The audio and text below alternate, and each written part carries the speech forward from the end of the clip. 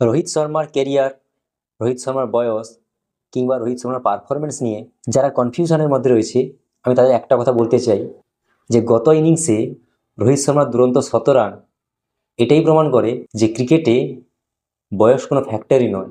কারণ এই অস্ট্রেলিয়া সিরিজে অস্ট্রেলিয়ার দুরন্ত বোলিং লাইন আপের সামনে ভারতীয় ব্যাটসম্যানরা যেভাবে তাসের ঘরের মতো ভেঙে পড়ছে, সেখানে এই 38 বছর বয়সী রোহিত শর্মা একজন দেওয়ালের মতো দাঁড়িয়ে আছে এবং তাদেরকে মোকাবিলা করছে। এটা কি করে সম্ভব? কেন পারছে না কম বয়সী খেলোয়াড় দাঁড়াতে? কেন পারছে না তাদের এই বোলিং লাইন আপকে সামলাতে? সেখানে কেন 38 বছর বয়সী ব্যাটসম্যানকে তাদেরকে সামলাতে হচ্ছে?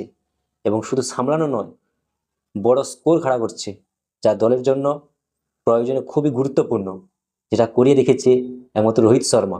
এই বয়সের কারণেই নাকি রোহিত শর্মা টেস্ট ক্রিকেট থেকে অবসর নিয়েছে। শুধু রোহিত শর্মা নয়, সাথে বিরাট কোহলিও। আসলে বন্ধু, রোহিত শর্মা এবং বিরাট কোহলির মতো খেলোয়াড় টেস্ট ক্রিকেট থেকে এত সহজে অবসর নেওয়ার কথা নয়, তাদেরকে অবসর করাতে বাধ্য হয়েছে, যার কারণেই হয়তো রোহিত এবং বিরাট অবসর নিয়েছে। একবার রোহিত শর্মা একটা কথা বলেছিল যে কেউ একজন এলো, কম্পিউটার ল্যাপটপ নিয়ে বসে পড়লো, একটা ডায়েরি একটা কলম নিয়ে বসে পড়লো, সে নাকি ঠিক করে দেবে কার কেরিয়ার কতদিন চলবে, কে কোন ক্রিকেট খেলবে। এটা কখনোই সম্ভব নয়।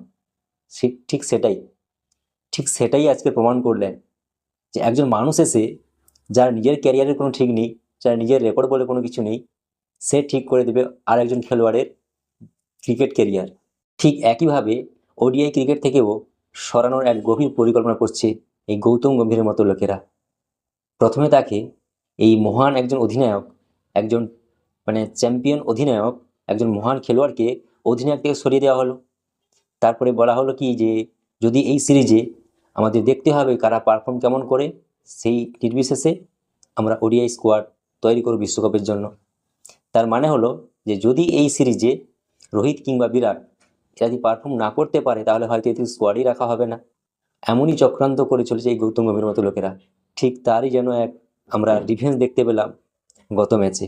এই ভারত এবং অস্ট্রেলিয়া সিরিজে সবচেয়ে বেশি রান কার রয়েছে? রোহিত শর্মা, 202। এবং সবচেয়ে বেশি এই সিরিজে হাইয়েস্ট স্কোর কার রয়েছে? সেটাও রোহিত শর্মা, 121।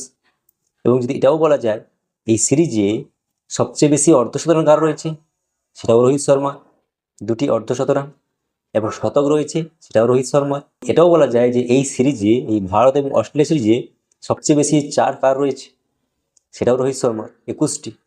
সবচেয়ে বেশি 6 রয়েছে, সেটাও রোহিত শর্মা। তাছাড়া তোমরা তো জানোই যে ম্যান অফ দ্য ম্যাচ এবং ম্যান অফ দ্য সিরিজ, অর্থাৎ এই সিরিজে নম্বর 1 খেলোয়াড় নির্বাচিত হয়েছে, সেটাও রোহিত শর্মা। অস্ট্রেলিয়া সিরিজে রোহিত শর্মার এই পরিসংখ্যান এটাই প্রমাণ করে যে 2027 বিশ্বকাপে যদি কেউ যোগ্য দাবিদার হয় তাহলে রোহিত শর্মা। এবং ভারতীয়দের মধ্য থেকে প্রথম দাবিদার সেটাই হচ্ছে রোহিত শর্মা। আর সেই গৌতম গম্ভীর, যে নাকি রোহিত শর্মার মতন একজন একজন মহান খেলোয়াড়কে অধিনায়ক থেকে সরিয়ে দিয়েছে 2027 বিশ্বকাপ জেতার লক্ষ্যে, নতুনদের সুযোগ দিয়ে, নতুনদের হাত ধরে বিশ্বকাপ জয় করবে। অথচ যেই মানুষটা সর্বদিক দিয়ে সেরা খেলোয়াড় নির্বাচিত হয়, তাকেই তার উপরে ভরসা করতে পারছে না আমাদের জাতীয় নির্বাচকরা, গৌতম গম্ভীররা।